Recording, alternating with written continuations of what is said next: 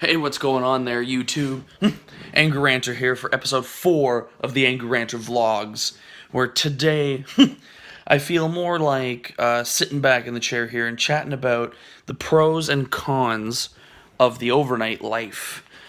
Because, well, as most people are aware of, I work, a majority of the time overnight at the halfway houses, and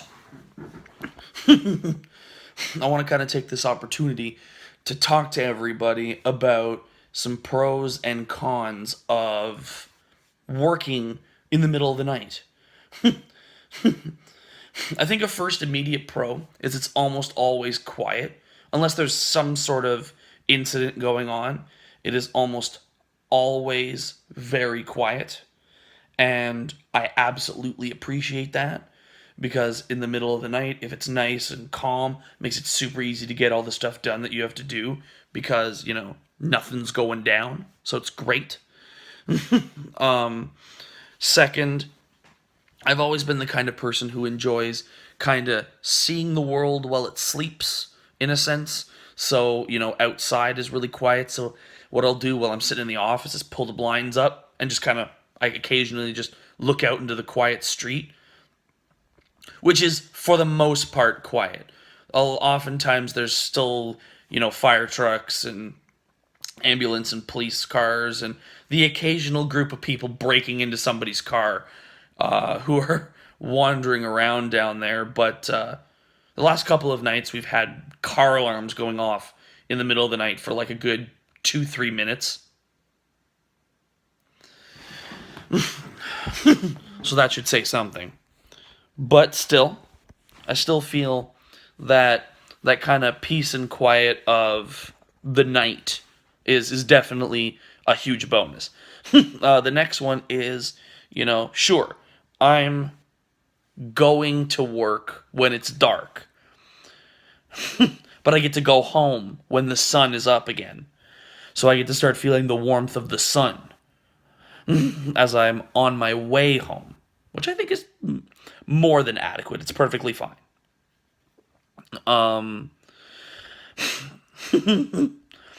And well, another pro is watching sports or whatever. I would more or less get to catch most of every game, especially since my team for the hockey is an out of market team.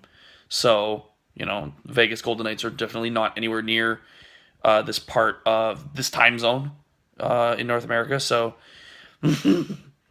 I'm up later, so I get to basically always catch their games, which I realize I probably could have done, but I've missed almost all of them this season because work has been all over the place.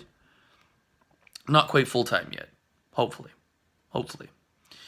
I know some cons about working that overnight life is everybody else is generally awake during the day and you're not.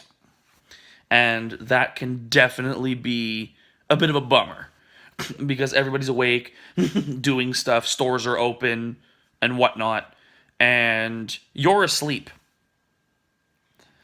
I mean, I live in a windowless dungeon, essentially. As you can clearly see, there ain't a window down here. There's a window in that, next room. So, if I wanted to, crack it open to get some air in here, I'd have to crack the door open and then crack the windows open. But, so I know that's one downfall. Because then every once in a while, when you get up, everyone else is asleep.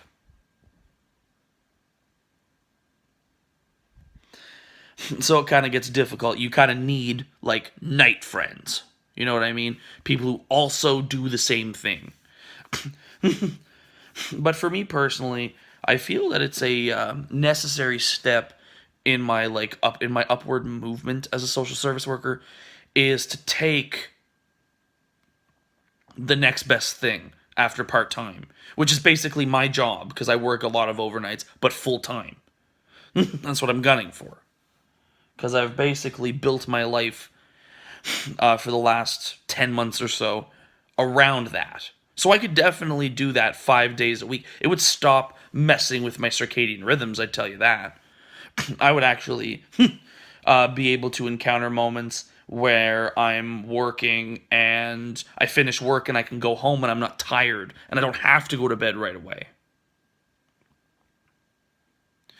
Despite knowing I have to go back to work tomorrow, I can stay up an extra hour or two, catch some sleep, and then just live, 12-hour difference.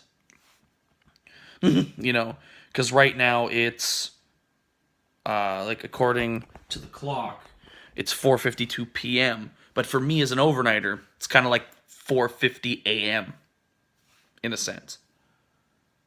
If I'm just rotating by 12 hours, which is what I would be doing. I know another small con of the overnight life is when I'm on my way into work, nothing is open. Almost everything is exclusively closed except for your corner stores. Corner stores are basically the only thing that's open. That and 24-hour stores like some Shoppers, and there's the odd Tim Hortons you'll run into. But literally nothing in and around where I work is open past 10. And if I don't start until midnight, I don't want to be near work 2 hours before I have to be there. That's pointless, in a sense. So I know that's another kind of downfall. Now, I mean, you can figure it out and like map out a way to, get to an area, early enough that would give you then time to, grab your coffee and then travel from there to work. But realistically, if you're living that hashtag overnight life kind of thing, I think I think what you'd want to do is get a Keurig or something and have a coffee machine in the house so that you could wake up and get your first cup full well knowing it's closed everywhere else. I think that works. I mean, what also helps is at work we have, at both of my halfway houses, there's coffee machines and free coffee for staff. So it's definitely a bonus. Well, folks, I just woke up and I'm going to be popping this video up within the next hour or so. So I will definitely see you guys tomorrow for the 5th vlog and Tarv. Hope y'all are liking these vlogs. Please don't hesitate to like, subscribe, and ring that bell for notifications for more Tarv. The 10th episode of the Angry Ranter Show is coming at you tomorrow. We're going to be talking about lack of ethics in the 21st century. Every once in a while, got to talk about something philosophical. It's just who I am. So don't forget, follow me on Instagram at the Angry Ranter 2019. Follow me on Twitter at Levy_Marcus. And check out the show on SoundCloud, iTunes, and Spotify. All right, guys. Till tomorrow. This has been an Angry Ranter. Peace out.